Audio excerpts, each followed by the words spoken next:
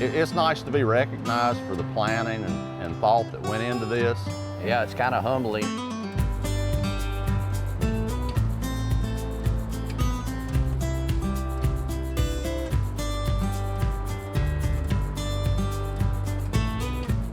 The no-till farming is definitely builds your soils up, takes less man hours, it takes less fossil fuels, diesel fuel to farm that way. We do plant some small grain that we chop for silage. We planted barley, I planted some wheat. Also, from time to time, we plant some rye. And what we do is let that grow. Whenever we're ready to do a corn crop, we'll burn it down, and we got a good mat of cover that's on the ground that works really good for us. Another real important one is the stream exclusions. This stream, I can remember coming down here, and it was very, very straight, very, very channelized. It looked like a gully with water in the bottom of it. And when you get a big storm event, you know, if it rained 2 inches or so, the water would run off and get in that gully, and it just caused more erosion. They raised the bottom of the stream bed up and put meanders in it.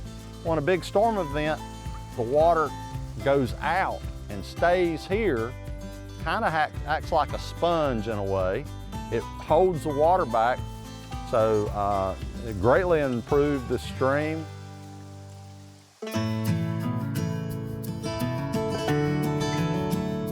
Wastewater, our manure system, it really serves us well. It's a 4-stage pond.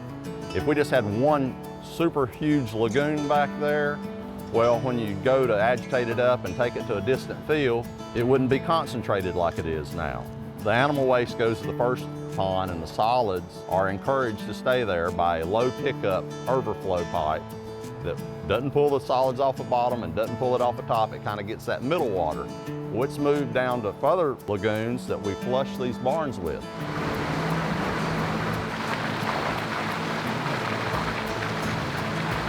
Also, we put in 2 center pivots.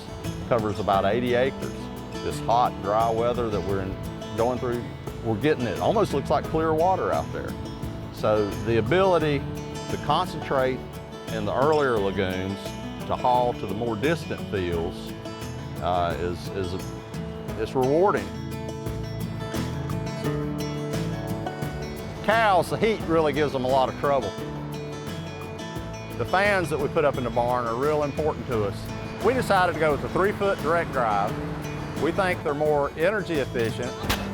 Maintenance is almost zero. Unless you hit them with a piece of equipment, they're just going to keep running.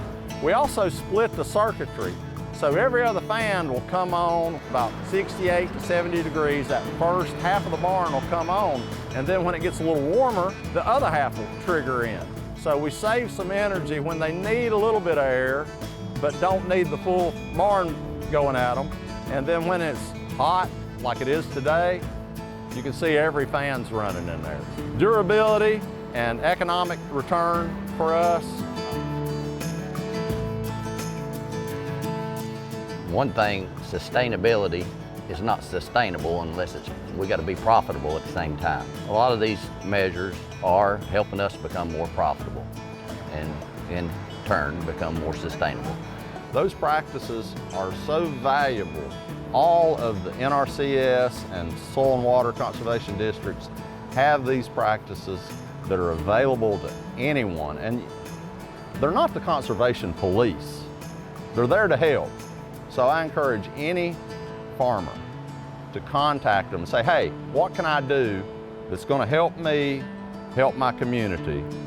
It's a win-win.